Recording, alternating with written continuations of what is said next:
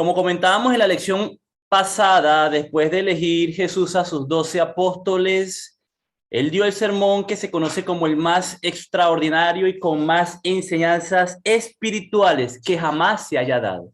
El sermón de la montaña, hermanos, lo que se conoce como el sermón del monte, se considera el corazón de la enseñanza moral de nuestro Señor Jesucristo.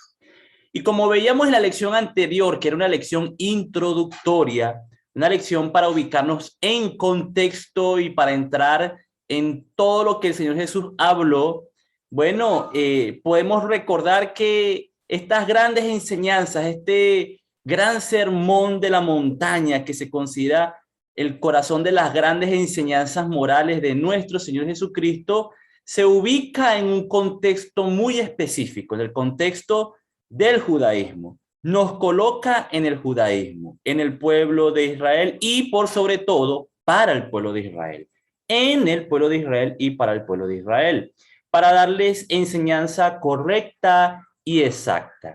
Y como introducción a este gran sermón de esta montaña, de este lugar donde se encontraba Jesús, el Señor dio las bienaventuranzas como introducción a este gran sermón. Entre estas bienaventuranzas, hermanos, encontramos 8 que Jesús expresó. Recordemos lo que dice Mateo capítulo 5, de los versículos 1 al 10. Viendo la multitud, subió al monte y sentándose vinieron a él sus discípulos y abriendo su boca les enseñaba diciendo, bienaventurados los pobres de espíritu, porque de ellos es el reino de los cielos. Bienaventurados los que lloran, porque ellos recibirán consolación. Bienaventurados los mansos, porque ellos recibirán la tierra por heredad. Bienaventurados los que tienen hambre y sed de justicia, porque ellos serán saciados. Bienaventurados los misericordiosos, porque ellos alcanzarán misericordia. Bienaventurados los de limpio corazón, porque ellos verán a Dios. Bienaventurados los pacificadores, porque ellos serán llamados hijos de Dios. Bienaventurados los que padecen persecución por causa de la justicia, porque de ellos es el reino de los cielos. Una entrada de introducción da el Señor Jesús con 8 bienaventuranzas. 8 bienaventuranzas para enseñar grandes lecciones en un gran sermón que daría nuestro Señor. Sermón, como mencionábamos en la lección anterior, donde daba lecciones y enseñaba principios espirituales y temas espirituales de toda índole. Un gran sermón que llevaría, como decíamos, seguramente mucho tiempo para ver todas las enseñanzas sobre todos los temas que habló y que daba una gran introducción con estas 8 bienaventuranzas. ¿Y qué significa el término bienaventuranza, hermano? ¿Qué es una bienaventuranza? Esta palabra nos suena a ser bienaventurado, ¿cierto? Bienaventurado. Bienaventurado. La palabra original viene de esta palabra en el griego, hermanos, Makarios, y es definido por este término y por el diccionario de palabras griegas como supremamente bendecido, por extensión afortunado, bien librado, bendecir, bienaventurado, dichoso, glorioso. Es interesante esto porque básicamente es aquello que recibe buenas cosas, hermanos. Si usted lo va a explicar en criollito, es aquello que recibe buenas cosas porque ha hecho lo correcto. Por eso es bienaventurado. Como dice ahí, el grado de su dicha es al máximo, por eso, ¿no? Ahí también dice supremamente, fíjese, supremamente bendecido, supremamente afortunado, supremamente dichoso, podríamos decir, supremamente glorioso, así lo define el diccionario de palabras griegas. ¿Quién es dichoso? ¿Quién es glorioso? Esta es una buena pregunta porque sin duda alguna, hermanos, en el momento en que Jesús expresa estas palabras, el Señor sorprendió a quienes identificó como bienaventurados, como supremamente bendecidos, ¿verdad? Como supremamente dichosos, como supremamente afortunados, como supremamente gloriosos. Jesús, al identificar a quienes eran bienaventurados, a quienes eran supremamente bendecidos, tuvo que sorprender a quienes identificó de esta manera por medio de quienes lo escuchaban. Fíjense, estos bienaventurados, hermanos, los definió con 8 declaraciones. Y su audiencia tuvo que haberse sorprendido al escuchar a Jesús decir quiénes eran los bienaventurados. Muchos hubieran dicho, por ejemplo, bueno, bienaventurados los ricos, ¿cierto? Bienaventurados los que tienen grandes posesiones materiales. Los escribas y los fariseos, por ejemplo, fueran dicho, bienaventurados los hijos de Abraham, ¿cierto? Y los circuncisos. Y ay de los incircuncisos, fueran dicho, ¿no? Bienaventurados los circuncisos y ay de los incircuncisos. Pero no fue así. Jesús no dijo eso, ¿cierto? Jesús, por ejemplo, inició diciendo, bienaventurados los pobres en espíritu, porque de ellos es el reino de los cielos. Esto es interesante, hermanos. Los pobres en espíritu. ¿Qué significa esto? Porque seguramente cuando Jesús pudo empezar a hablar sobre quiénes podrían ser dichosos y quiénes eran dichosos, pues quizá el concepto que pudiera existir en la mente de quienes le escuchaban podía ser muy diferente, tan igual o tan parecido como nosotros también podríamos pensar hoy si Jesús estuviera entre nosotros y quisiera darnos la misma enseñanza o quisiera hablarnos de la misma manera. Los dichosos, ¿quiénes son? Bueno, según Jesús, esto habla de aquellos que tienen una completa confianza y dependencia en Dios. Esos son los pobres en espíritu. Y aquí, hermanos, es donde todo comienza, en el discurso introductorio de nuestro Señor. Aquí es donde todo debe comenzar, también para nosotros, en ser pobres de espíritu. Y esto es increíble, es interesante porque también es un primer paso en la vida de todo aquel que quiere llegar a ser hijo de Dios, ¿cierto? Por eso es súper interesante, un primer paso para la vida de todo aquel que quiere ser hijo de Dios. Y también es con lo que comienza el Señor Jesús en su sermón introductorio. Los humildes, hermanos, son los pobres en espíritu. ¿Y qué significa esto? Ser pobre de espíritu. Bueno, hermanos, estos son los que reconocen que son pecadores y buscan el perdón de Dios. Es lo opuesto a la arrogancia de la justificación propia ante el Creador. Es lo opuesto al orgullo ante el Creador. Todo el mundo peca. Pablo en Romanos capítulo 3, versículo 23 nos los hace saber que todos somos pecadores.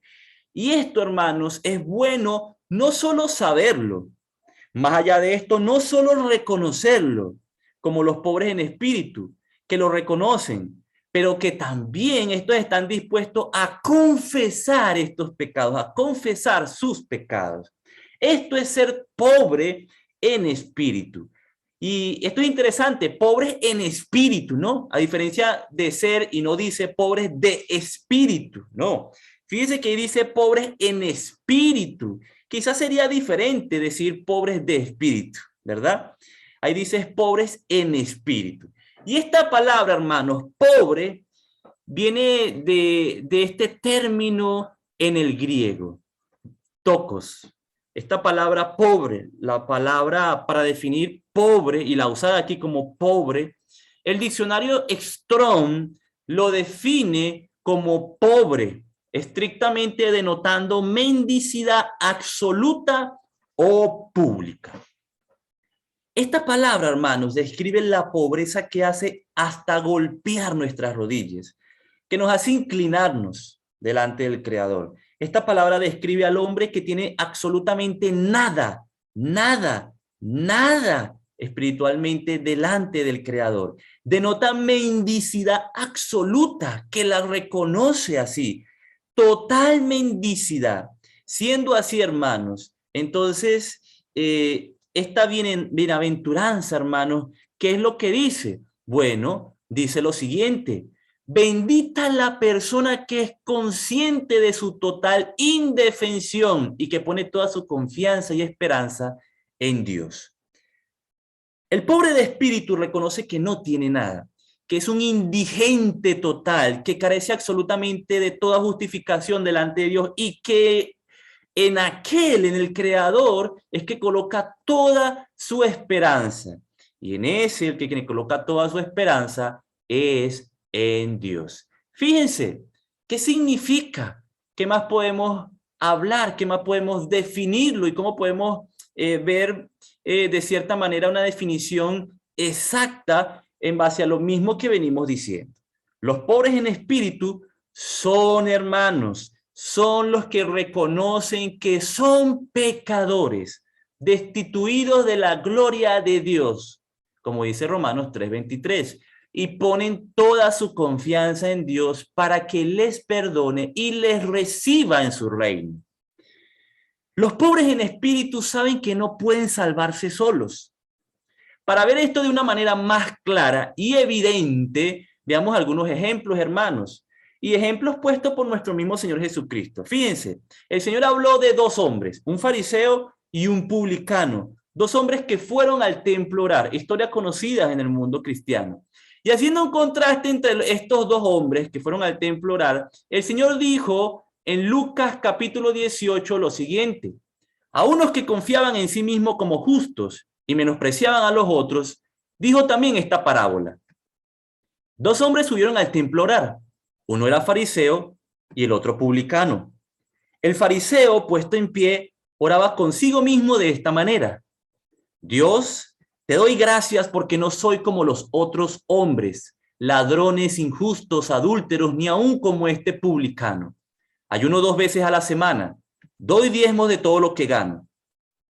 Mas el publicano, estando lejos, no quería ni aun alzar sus ojos al cielo, sino que se golpeaba el pecho diciendo: Dios, sé propicio a mí, pecador. Os digo que éste descendió a su casa justificado antes que el otro, porque cualquiera que se enaltece será humillado, y el que se humilla será enaltecido. El fariseo descrito aquí, hermanos, en este relato de Lucas 18, aunque era religioso, justo ante la ley, como buen cumplidor de la ley, a pesar de eso, no era pobre en espíritu. Él estaba realizado y se sentía así realizado. Y no necesitaba de Dios, sino de sus acciones. Este fariseo era rico de espíritu, lo contrario a lo descrito por Jesús en su contexto en Mateo capítulo 5, versículo 3, en el contexto en que estamos hablando. Su pobreza no era la espiritual. Él se jactaba, se justificaba a sí mismo y no reconocía su condición ante Dios. Recordemos, hermanos, que aquel que es pobre en espíritu, como venimos diciendo, son los que reconocen que son pecadores ante Dios. Reconocen que necesitan de Dios y están dispuestos a confesar su pecado. Buscan el perdón de Dios, porque solo Dios puede proveerlo. Muchas veces, hermanos, podemos ser como este fariseo, no siendo pobres en espíritu. ¿Quién es pobre en espíritu entonces en el relato de estos dos hombres? Como sabemos, en el relato de Lucas 18 y como evidentemente Jesús lo muestra allí, el publicano, quien decía que estando lejos no quería ni aún alzar los ojos al cielo, sino que se golpeaba el pecho diciendo: Dios, sé propicio a mí, pecador. El publicano, hermanos, que dijo esto, era pobre en espíritu. Reconocía que necesitaba el perdón de Dios, que estaba totalmente carente de la justicia de Dios y no confiaba en sí, como hizo el fariseo, sino en Dios. Interesante esto, ¿cierto, hermanos? Y un ejemplo muy claro que muestra Jesús sobre lo que es ser pobre en espíritu. Otros ejemplos, hermanos, que nos ayudan a determinar quién es pobre en espíritu, algunos otros ejemplos, tenemos el caso de la mujer pecadora en Lucas capítulo 7, versículos 36 al 50. La mujer que en Lucas 7 se nos dice que regó con perfume los pies del Señor y con sus cabellos los enjugaba. Esta mujer pecadora que regó con lágrimas los pies de Jesús y los enjugaba, bueno, con un perfume, ¿no? Con sus cabellos, era pobre en espíritu. Ella reconocía que estaba arruinada espiritualmente y que necesitaba de Jesús y confiaba por sobre todo en Jesús para el perdón de sus pecados. Veamos otro ejemplo. Otro ejemplo lo encontramos en Lucas capítulo 15. En el caso del hijo pródigo, historia muy conocida también en el mundo cristiano. Llegó a ser, hermanos, el hijo pródigo pobre en espíritu porque cuando un buen día pensó en irse de la casa y pidió todo lo que le correspondía y se fue y gastó la herencia perdidamente, lo que le tocaba, nos dice el relato ahí en Lucas 15 que aprendió a ser pobre en espíritu.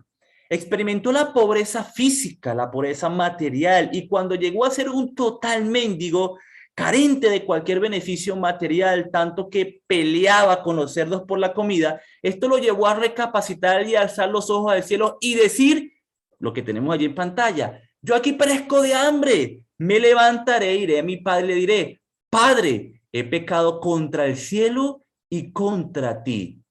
Ya no soy digno de ser llamado tu hijo. Hazme como a uno de tus jornaleros.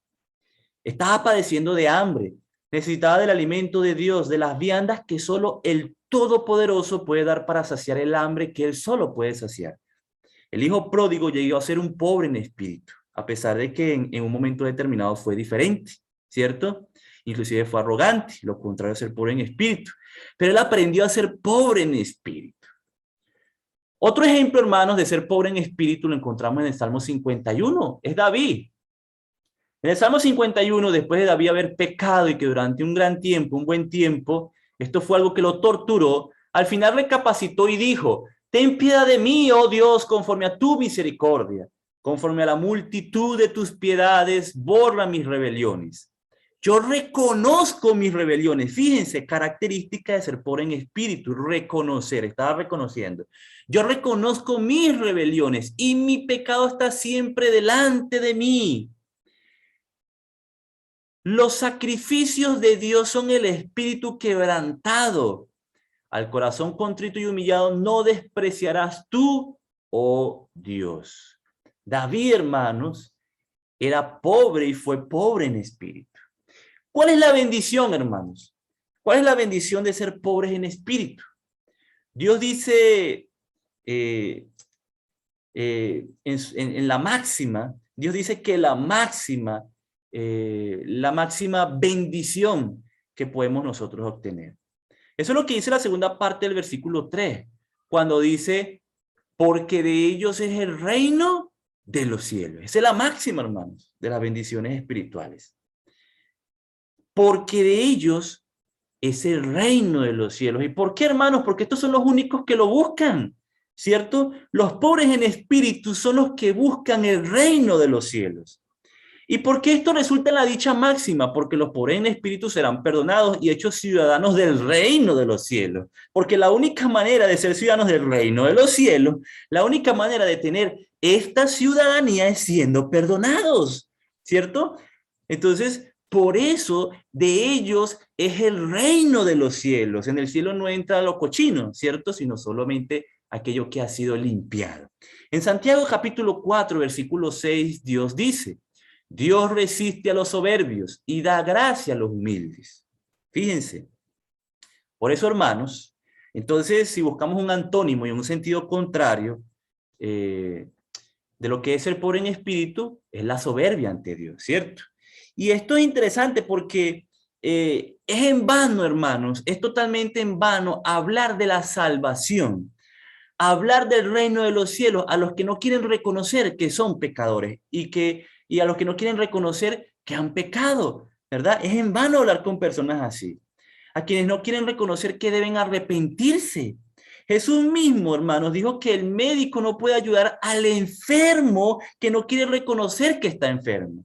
Interesante, ¿cierto? Tenemos que arrepentirnos y hacernos como niños, ¿verdad? Humillarnos como niños para poder entrar en el reino de los cielos. Esta fue una de las grandes enseñanzas que Jesús dio en Mateo 18, cuando ponía el caso y ejemplificaba a aquellos que tenían que ser como niños. Dice en Mateo 18, versículo 1, en aquel tiempo los discípulos vinieron a Jesús diciendo: ¿quién es mayor en el reino de los cielos? ¿Quién es el mayor? Entonces Jesús, ¿qué hizo, hermanos? Llama a un niño y lo puso en medio de ellos y les dijo: de cierto os digo que si no os volvéis y os hacéis como niños, no entraréis en el reino de los cielos. Así que cualquiera que se humilla como este niño, ese es el mayor en el reino de los cielos. Sabemos, hermanos, que Dios conoce lo que es mejor para nosotros y que por eso debemos colocar toda nuestra y total confianza y dependencia en su palabra. Nosotros cometemos errores, pero Dios no. Por eso deberíamos ser pobres en espíritu y mirar la recompensa. La felicidad prometida del reino de Dios, esa es la recompensa. Y esta felicidad prometida del reino de Dios puede ser de aquellos que son pobres en espíritu. Los pobres en espíritu son personas humildes que reconocen, recordemos, que son pecadores, que están destituidos de la gloria de Dios. Reconocen que están en bancarrota espiritual. Estos que son pobres en espíritu sacrifican la soberbia ante Dios porque reconocen que no pueden justificarse a sí mismos. Entonces colocan toda su confianza y dependencia en Dios. Hermanos y hermanas, sobre esto que inicia Jesús hablando, sobre ser pobres en espíritu, y como esto sobre lo que nuestro Señor enseñó en el Sermón del Monte, recordemos lo que dice la obra bibliográfica que citábamos en nuestra lección pasada sobre el Sermón del Monte y el Estado civil. Y cuando hablábamos sobre los puntos de vista acerca del Sermón del Monte. ¿Qué dice esta obra? Esta obra dice, si recordamos, que el Sermón del Monte y las enseñanzas de Jesús en Mateo 5 en el Sermón del Monte, incluida esta de ser pobres en espíritu, que es la que tenemos en primera instancia y como introducción del Señor Jesús, en tema discutido de estudio bíblico, que estas enseñanzas eran una enseñanza nueva de Jesús para ser cumplida desde Pentecostés hasta el fin de los tiempos. Nosotros podemos pensar esto así. Podemos pensar que esto es así. Podemos pensar que lo que Jesús estaba hablando en el Sermón del Monte no había sido demandado para quienes lo estaban escuchando en ese momento, que era el pueblo judío, y que era algo nuevo para ellos. Y esta enseñanza de ser pobre en espíritu era una nueva enseñanza dada por Jesús para el cumplimiento en su reino, y una enseñanza que no tenía nada que ver con la ley de Moisés y que era nueva y que estaba Jesús hablando totalmente fuera de la ley de Moisés, enseñando algo contrario a la ley de Moisés. Bueno, muchos piensan así, ¿cierto? ¿Cómo dice esta obra bibliográfica? Recordemos lo que comentábamos en la lección pasada. Por tanto, todo el Sermón del Monte fue prospectivo y contemplativo del nuevo pacto, la nueva dispensación y el nuevo reino. Desde Pentecostés hasta el fin de los tiempos. Y ahora procedemos al examen de sus principios. Cada bienaventuranza enuncia un principio evangélico, un anticipo. Fíjese, las enseñanzas de Jesús ahí en el Sermón del Monte, un anticipo de lo que va a ser el reino, de las enseñanzas del reino. Y es imposible ignorar el Pentecostés como el tiempo predicho en estos preceptos, cuya perspectiva inmediata acentúa la enseñanza. ¿Esto es verdad, hermanos? ¿Será verdad que el tiempo predicho para estos preceptos que Jesús enseñó en Mateo 5 era a partir de Pentecostés, como dice allí, y que no podemos ignorar a Pentecostés como el tiempo para cumplirse esto a partir del inicio allí de la iglesia? Bueno, lo cierto es que si la ley de Moisés no demandaba esto de los judíos, realmente podríamos llegar a pensarlo. Pero esto no es así, hermanos, como precisamente lo comentábamos en la lección anterior, en la que nos ubicábamos en tiempo y en espacio, en la que nos ubicábamos en contexto. Jesús, hermanos, como ya sabemos, enseñó tanto como la ley de Moisés enseñó. Jesús no pudo de ninguna manera hablar y por ninguna y absoluta manera hablar en contra ni nada diferente a la ley de Moisés. Eso quedó evidente en la lección pasada. Jesús no podría enseñar algo que fuera en contra de la ley de Moisés y diferente en contra de su propia ley, porque la ley de Moisés era ley de Dios, ley de Jesús. Y eso se le olvida a mucha gente y a algunos cristianos, según, ¿cierto? Era la misma ley de Dios, la ley de Moisés dada a su pueblo. Esta enseñanza, hermanos, de ser pobres en espíritu, era parte de la ley de Moisés. El pueblo de Dios era parte de la ley de los judíos. El pueblo de Israel podía Y ellos podían conocer que eran demandados por Dios a ser pobres en espíritu. El antiguo pacto enseñó claramente, hermanos, enseñó claramente al pueblo de Dios a ser humilde. Esto que el Señor Jesús está diciendo aquí no era algo nuevo. Esta bienaventuranza que Jesús está diciendo aquí no era una nueva revelación de parte de Dios. Esto es algo que ya Dios había enseñado en la ley de Moisés y los profetas. ¿Dónde encontramos nosotros esta enseñanza en el Antiguo Testamento? Bueno, por ejemplo, en Isaías 66, dice así: mi mano hizo todas estas cosas, y así todas estas cosas fueron, dice Dios. Pero miraré a aquel que es pobre y humilde de espíritu, y que tiembla a mi palabra. Y fíjese cómo dice, pero miraré. Preste atención a lo que dice Isaías 66. Pero miraré, a pesar de que yo soy todopoderoso, a pesar de que mi mano hizo todas las cosas, miraré, ¿cierto? Miraré a aquel que es pobre de espíritu y humilde de espíritu. Jesús, hermanos, de ninguna manera está dando una nueva enseñanza. Jesús les está diciendo a los judíos lo que la ley de Moisés y los profetas habían dicho cientos y miles de años antes. Pero que ellos, estos, ser pobres en espíritu, lo habían dejado de cumplir como Dios lo requería. Por eso la enseñanza necesaria y correcta para ellos de parte de Jesús. Jesús aquí no introduce de ninguna manera una nueva revelación. Esto ya lo había dicho el profeta Isaías, por ejemplo, ley de Dios. Algo para ser cumplido a partir de Pentecostés. ¿Era? Por supuesto que no. Jesús les estaba interpretando la ley total y correctamente. También, por ejemplo, en Isaías capítulo 57, en el versículo 15, dice de la siguiente manera: porque así dijo el alto y sublime, el que habita la eternidad y cuyo nombre es el Santo. Yo habito en la altura y la santidad, y con el quebrantado y humilde de espíritu. Con ellos habita Dios, para hacer vivir el espíritu de los humildes y para vivificar el corazón de los quebrantados. Aquí el Señor Jesús, en este versículo 3 de Mateo 5, está citando correctamente lo que dijo el profeta Isaías. Está citando correctamente lo que dice la ley de Moisés y los profetas dentro del pueblo de Dios con respecto a esto. Jesús dijo: bienaventurados los pobres de espíritu. ¿Y por qué dijo eso? Porque eso lo enseñó Dios a través de la ley de Moisés. Otro ejemplo, en Proverbios 29, versículo 23, dice: la soberbia del hombre le abate, pero al humilde de espíritu sustenta la honra. Hermanos, esta era la enseñanza del antiguo pacto. Hermanos, Jesús enseñó a los judíos lo mismo que el antiguo pacto. Jesús enseñó tanto como la ley de Moisés que los judíos fueran pobres en espíritu, que serían bendecidos y felices. En esta primera bienaventuranza, Jesús enseñó a los judíos lo mismo que el antiguo pacto.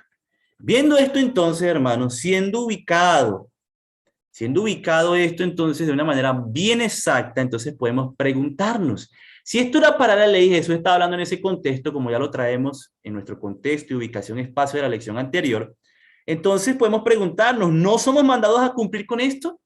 ¿No es demandado para nosotros como cristianos y ahora como hijos de Dios ser pobres de espíritu? Porque esto que Jesús está explicando aquí era para el pueblo de Israel. Está hablando en primera persona con ellos. Bueno, hermanos, fíjese, lo cierto es que si es demandado para nosotros ser pobre en espíritu, lo vamos a encontrar en la ley que es para nosotros. ¿Verdad que sí? Porque algo que repetimos mucho es que, y bueno, lo repitió Pablo a los Gálatas, que el que se quería sujetar, ¿cierto? Y el que quisiera justificar por la ley, había caído de la gracia de Dios, ¿verdad? Entonces, fíjese, lo cierto es que si es demandado para nosotros ser pobre en espíritu, lo vamos a encontrar en la línea del Nuevo Testamento, en la ley dejada para nosotros como constitución y mandamientos de Dios para los hijos de Dios hoy. Si es demandado para nosotros, lo encontraremos en los lineamientos del nuevo pacto, en el pacto que dejó Jesucristo después de su muerte. Si no es demandado, hermanos, usted no lo va a encontrar, porque a Dios no se le va a olvidar los mandamientos para sus hijos, ¿cierto? En su pacto. Para eso estableció reglas de juego. Y no se le iba a olvidar ninguna regla, ¿cierto? Entonces viene la pregunta, ¿encontramos esto en los lineamientos del nuevo pacto? ¿Lo encontramos? ¿Encontramos esta enseñanza de ser pobres en espíritu? Sí, hermanos, también encontramos la enseñanza de ser pobres en espíritu en el nuevo pacto. En el nuevo pacto, hermanos, los apóstoles enseñaron lo mismo sobre la humildad. Lo mismo que enseñó Moisés y Jesús sobre ser pobres en espíritu. Una enseñanza, hermanos, uniforme. La misma que enseñó Dios desde la antigüedad por medio de Moisés y los profetas, inclusive antes la enseñó Jesús, la aplicó en su vida y la enseñaron los apóstoles en la iglesia de los cristianos. En Romanos capítulo 12, versículo 3, dijo Pablo, digo pues por la gracia que me es dada a cada cual que está entre vosotros, que no tenga más alto concepto de sí que el que debe tener. Ahí está. Sino que piense de sí con cordura, conforme a la medida de fe que Dios repartió a cada uno. No tener más alto concepto de sí del que se debe tener. ¿Qué se está enseñando aquí, hermanos? Ser pobres en espíritu. En Filipenses, el apóstol Pablo también nos lo enseñó y mandó colocando el mismo ejemplo, fíjense, el mismo ejemplo de Jesús, que lo puso en práctica. Fíjense cómo una enseñanza uniforme de la antigüedad es expresada por Pablo aquí en Filipenses capítulo 2, la misma que enseñó Jesús y que la aplicó, dice Pablo. Haya pues en vosotros este sentir que hubo también en Cristo Jesús, el cual, siendo forma de Dios, no estimó el ser igual a Dios como cosa que aferrarse, sino que se despojó a sí mismo, tomando forma de siervo, hecho semejante a los hombres, y estando en la condición de hombre, se humilló a sí mismo, haciéndose obediente hasta la muerte y muerte de cruz. Jesús fue pobre en espíritu, como lo tenemos ahí marcado, señalado. No estimó ser algo, sino que se despojó de ese algo y se humilló en obediencia al Padre en la voluntad dispuesta que ya tenían en el plan de salvación hacia el hombre. Ser pobres en espíritu como Jesús lo fue y como Jesús lo enseñó, también nos lo enseña el nuevo pacto a nosotros. En Santiago capítulo 4, en el versículo 6 y en el versículo 10 dice, pero Él da mayor gracia. Por esto dice, Dios resiste a los soberbios y da gracia a los humildes. Humillaos delante del Señor y Él os exaltará. Humillaos delante del Señor. Él da gracia ¿a quiénes? A los humildes. ¿Quiénes son los humildes en el contexto de la mente de Dios? Los pobres en espíritu. Aquí, hermanos, se está enseñando también acerca de ser pobres en espíritu. Ser pobres en espíritu, hermanos y hermanas, fue mandado desde la antigüedad. Fue enseñado en la ley de Moisés. Fue practicada y enseñada por nuestro Señor Jesucristo. Y también es mandado para nosotros. Cuando vemos todo el panorama bíblico sobre este tema, nos damos cuenta de que es demandado en todo tiempo y época por nuestro Dios esta actitud en todo hijo suyo. Y cuando algo, hermanos, cuando algo es mandado en todo tiempo y época de parte de Dios para el hombre, ¿usted sabe con qué nos encontramos? Nos encontramos con un principio divino, cuando lo vemos en todo el panorama de la Biblia. Y sucede con esto, hermanos. Y sucede con esta primera instancia, esta primera bienaventuranza, tanto como sucede con esta, sucede con todas las bienaventuranzas y con todas las enseñanzas del Sermón del Monte. Ser pobres de espíritu, hermanos, es un principio divino de Dios para que sus hijos en todo tiempo y época lo cumplan. Y esto Es lo que también veremos con las siguientes bienaventuranzas. Principios que son demandados por Dios a sus hijos. ¿Por qué? Porque son leyes de Dios mandadas en toda época, sin importar la dispensación, fíjese, porque nosotros hablamos de 3 dispensaciones de manera general, ¿cierto? La era patriarcal, la era mosaica y de los profetas y del pueblo judío, y la era cristiana. Pero hay leyes de Dios que trascienden por sobre toda época y principio, y sobre todo contexto, sobre todo lugar, porque son principios de principios. Y estos son partes de ellos. Hermanos, siendo esto así, entendemos entonces como cristianos que debemos procurar también ser pobres en espíritu, siempre dispuestos a dimitir faltas y también a pedir perdón por las nuestras. El ser pobre en espíritu no fue una enseñanza nueva de Jesús en el Sermón del Monte. Aprendemos que es un principio de Dios para el hombre en todo tiempo, en toda época y en todo lugar, en todo contexto. Mis hermanos, muchas gracias y continuamos con nuestro hermano moderador.